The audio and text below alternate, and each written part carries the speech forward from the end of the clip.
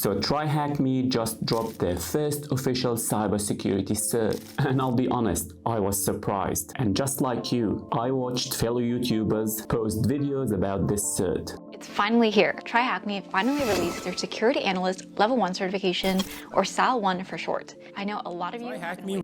I just took TryHackMe's new Security Analyst Level 1 certification.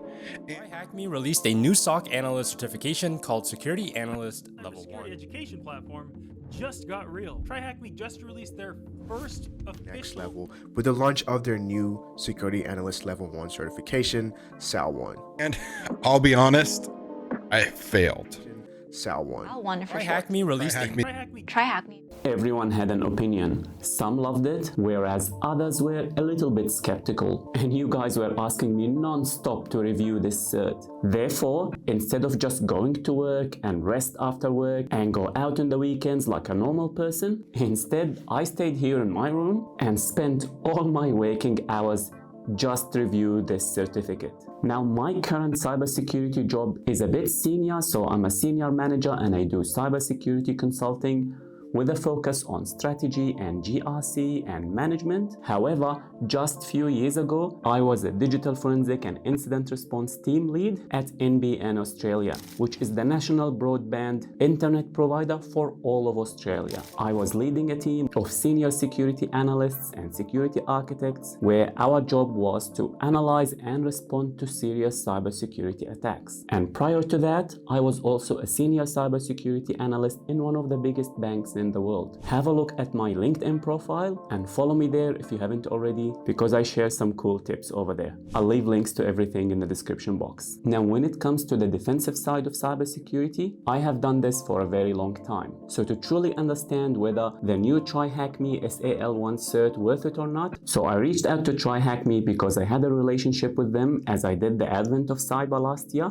And I asked them if it's okay for me to get access to the cert and review it. They gave me access and they even agreed to sponsor this video. But there was a problem. As soon as I started reviewing the cert, I thought to myself, maybe my perspective as someone who's done this for a very long time is slightly different than someone who is just at the start of their journey, meaning I might overlook certain things, or I might think that certain things are easy, whereas someone who's completely new might find them a little bit challenging. Therefore, instead of me reviewing the cert, I gave this exam to someone who is just like you at the start of their cybersecurity journey. I wanted him to take that exam and share with us what he thought. Meet I spilled. Just last year, he didn't have any technical experience, he didn't have any certifications or any degrees. He watched my 6 months roadmap video, he followed the advice in the video, and he landed his first cybersecurity job. And if you watch that video, you know that as part of that video, I recommend you do TryHackMe training. Therefore, he was the best candidate to actually go through this journey and share with us what he thought. He's also active in my Discord community and he is a moderator there. But don't worry just yet.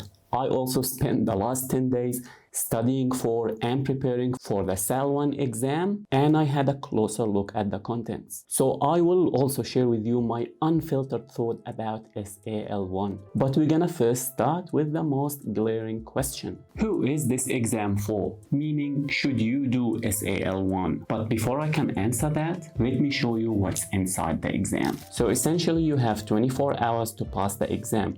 It is split into two parts. Part 1 is fundamentals and part 2 the simulated SOC part.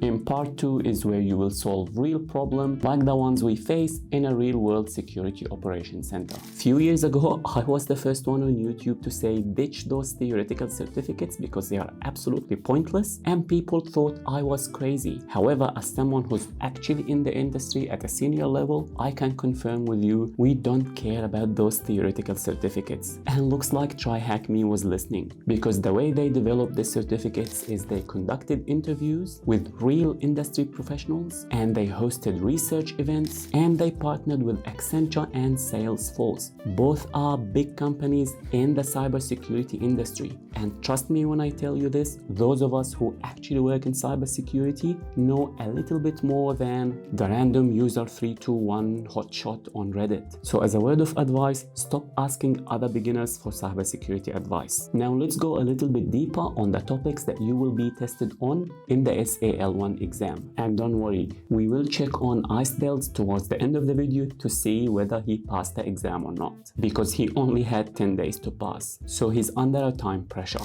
Now looking through the exam details, the first thing that you will cover is network basics, and then you go over operating systems and application basics. This will just test you on a basic understanding of basic networking protocols, basic operating system knowledge, and basic knowledge of applications that we use in the real world. Now, I'm surprised that a lot of people think that they need to pay hundreds and thousands of dollars to CompTIA to learn Foundation, because they think Foundation only exists in CompTIA books. This is not true. I will show you the material that you need to use to study for this exam shortly, and you will be surprised at how short and brief and nicely presented it is compared to those boring old school resources that some beginners are still sharing on Reddit. But let's continue. The following part of the exam, you'll cover cybersecurity frameworks such as the MITRE framework. This is really prevalent in the cybersecurity industry. Then you'll go over common malicious behavior, which will include common cyber attacks such as phishing. Then you'll go over exploitation, authentication attacks, malware, and LOL BAS attacks. If you find that you don't recognize some of those terms that I just went over,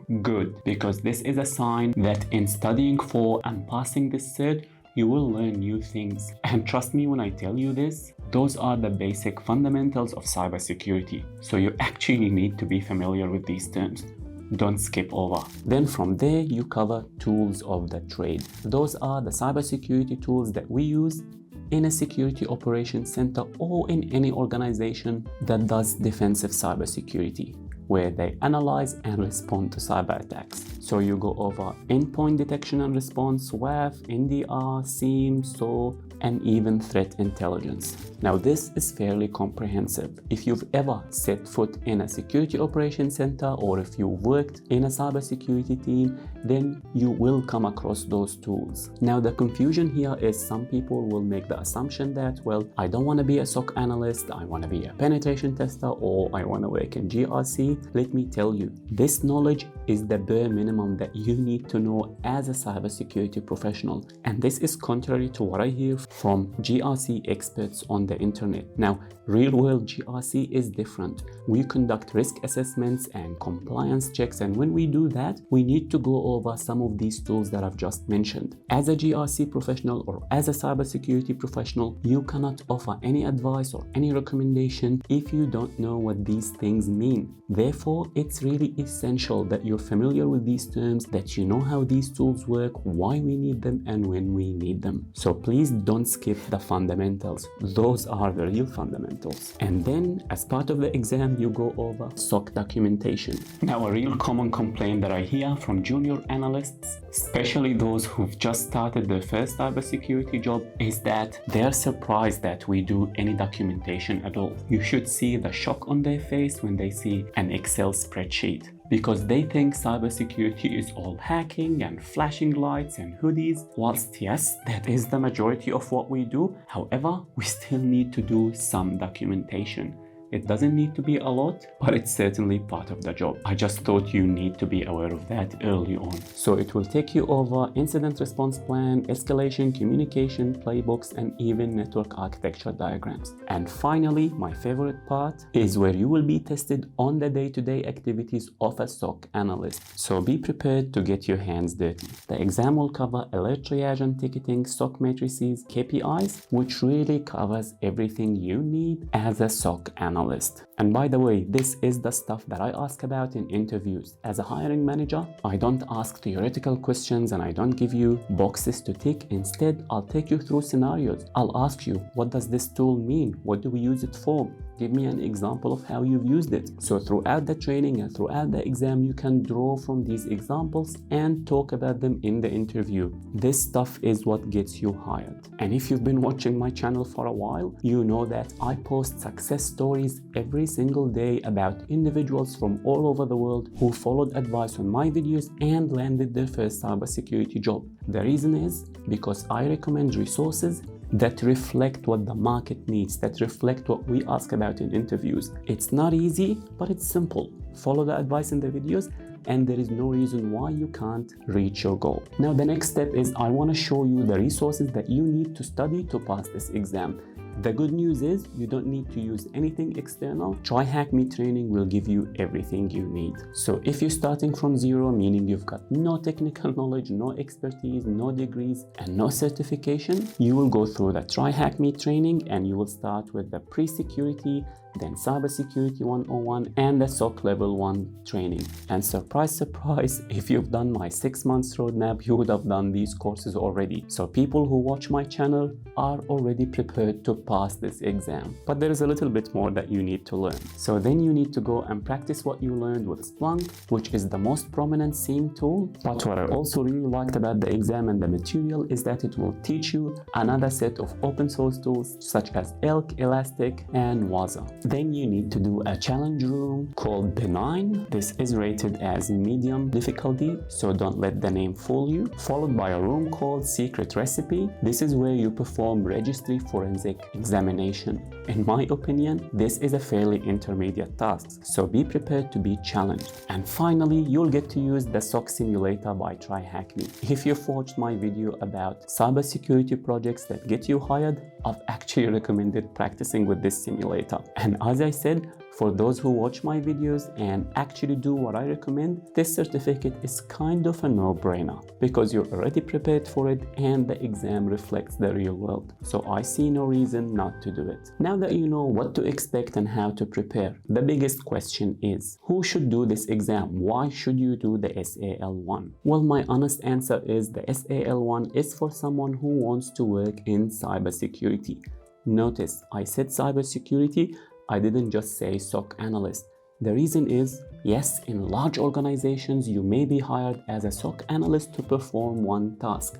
However, in small to medium-sized organizations, chances are you will be hired as more of a cybersecurity generalist. You may have the title of cyber analyst or cybersecurity specialist, but the organization will expect you to perform more than one role. For example, you might be expected to analyze and respond to a phishing attack, but then you might get pulled to work on a GRC engagement where you conduct risk assessment on an application. Therefore, you need to know GRC and application security. As a junior analyst, you're not expected to be an expert in all of these areas. However, having SOC analyst expertise is kind of a non-negotiable. We do need junior analysts to at least know how to work and operate in a SOC. Therefore, it's a great cert for those who are serious about a career in cybersecurity. But as I was looking at reviews of this cert and I read some of the comments that were posted, mainly by individuals who are still at the beginning of their journey, the biggest question they ask and the biggest concern of, well, wait, this is not recognized. This is new. Hiring managers don't recognize this cert. Why should we do it? Well, I hear you. I understand your concern, but things don't work this way.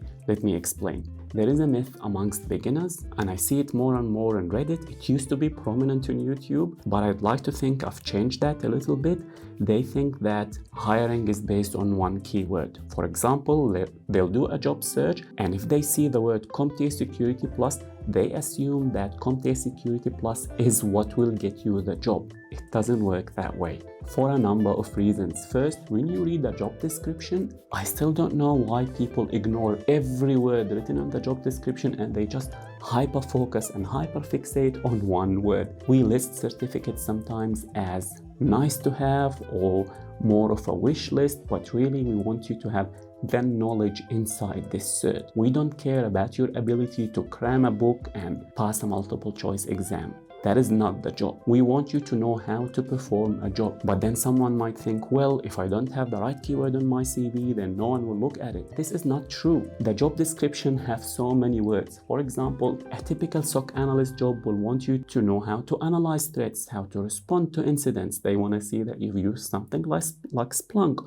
All of these are keywords that we look for. I think the other confusion is people try to compare cybersecurity, and to some extent the tech jobs in general to other fields. For example, if you want to be a nurse or if you want to be a truck driver, you need to have a license to perform the job. There is usually an association of nursing or a specific driving license specific for that particular truck that when you have it, then you are licensed to perform the job. In tech and in cybersecurity, it doesn't work that way. Yes, we have industry certifications, but they are not licensed to perform the job. They are just a structured way for you to learn a topic. They are not boxes that you need to tick. Please ditch that mentality. And my proof to you is that hundreds of individuals followed my advice and landed their first cybersecurity job without needing to tick boxes or waste time on all this fluff. So listen to what real industry professionals are telling you and ignore the nonsense that you hear on Reddit and other platforms. But for those who are worried that hiring managers don't know the name SAL1,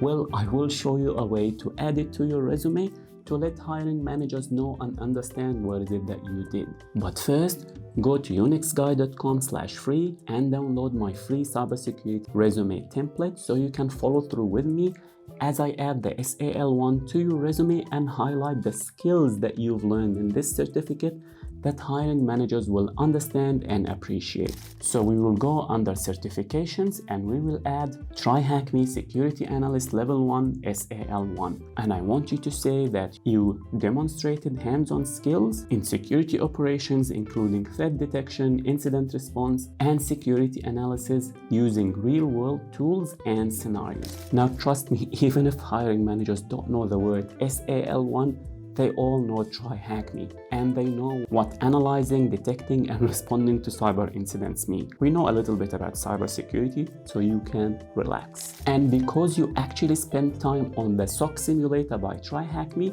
we can frame that as a mini project that you did that we can showcase under the project sections of the resume. So I want you to go under the project section and I want you to say SOC Analyst Simulation by TryHackMe, investigated real-world security incident in a simulated SOC environment, analyzing logs, detecting threats, and responding to cyber incidents using SIEM and ADR tools. As you can see, we managed to add 2 line items that include so many keywords. Those keywords, hiring managers understand them and automated systems also understand them. So you can relax and ditch those excuses and actually get your hands dirty in proper training that will get you hired. But hold on, there's another question that so many people ask me literally everywhere, and the question is SAL1 enough? Now this is a strange question because honestly I don't know what you mean when you say is it enough, but I'm gonna guess and assume that you mean is it enough to land a job?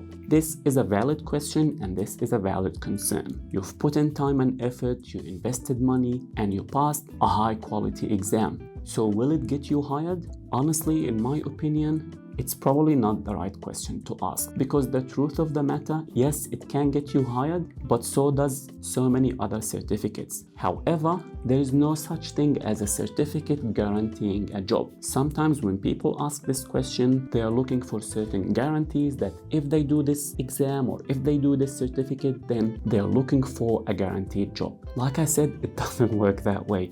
Instead, if you're serious about a career in cybersecurity, you should be on a learning journey. So you should follow a structured plan that progressively builds on your knowledge. And I have it all covered in my video.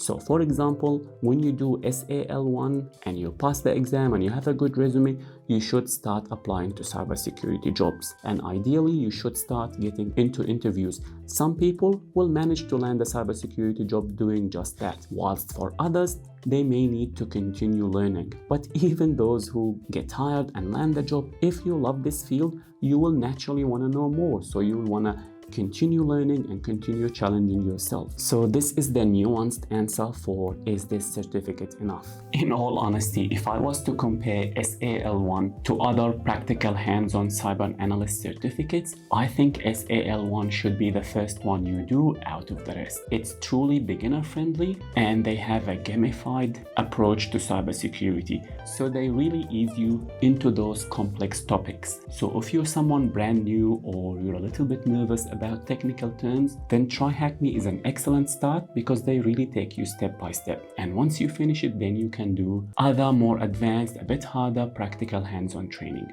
But finally, I'm curious. I want to know if IceBuilds really managed to pass the exam. So let's go check on him. IceBuilds, how are you? I'm fine. Good. Thank you so much for joining us. For those who don't know, IceBuilds is actually a moderator in my Discord server and one of my absolute favorite people there. Now, I still don't know if he passed the exam or not. He did it in such a short time. I think, was it 10 days? Even less, I think. Yes. Yeah, 10 days, 1 week, but you've done TryHackMe training before. So I guess my first question to you is, before you tell us if you passed or not, what did you think of the exam? The exam itself looked like a pretty real environment where how it could be in a real SOC environment. And I'm not a SOC analyst. I don't work there, but Yeah. it's like pretty real, and that you're doing the real stuff you would be doing in your work daily. So I really enjoyed the exam itself, and it has like 3 parts. One of them is a test exam, and 2 SOC. Well, they give you alerts, and you have to analyze them, and it was pretty fun. Yeah, that's good. Yeah, you're absolutely right. I mean, that's also what I thought. I've taken it as well. The SOC is exactly like you said. It really simulates a real-world SOC environment, which I think what it does, like if you go to an interview now for a SOC analyst interview and you get asked about alerts, because you've done it in the exam and in the training, I do believe it gives you a lot of confidence. So really glad you enjoyed it. Still don't know if you passed or not. But the second question, I guess, that I want to ask you, and you can maybe at the end of it tell us if you passed or not.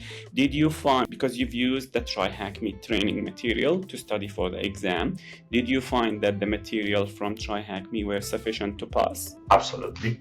I've never taken any blue team training before, and everything I learned was then in the exam. Maybe not everything, but everything from the exam was before in the training course. So it's 100% enough to pass the exam for sure. And so you passed.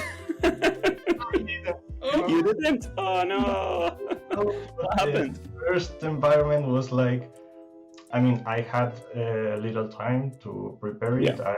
I took no real environment modules before I took the exam, and the first module was like, what am I doing? What's new information? Yeah. It felt like they were 2 hours, and it felt like really little time to know the environment and then do the exam. But the second environment was like, okay, I took the first, now I'm prepared, I feel good, and the second one I was like very confident and I passed it, but the average was not. The average was, but this is good. So if you manage to do that, then I do know, or I do believe that you can do it again for free. The second try is for free. So now that you can, I know I pressured you with 1 week because I wanted to get this video out and I was keen just to see. But then now you can actually go study, go over the areas that you need more work on and do it. And look, good on you for taking the challenge and doing it, because you work in GRC, right?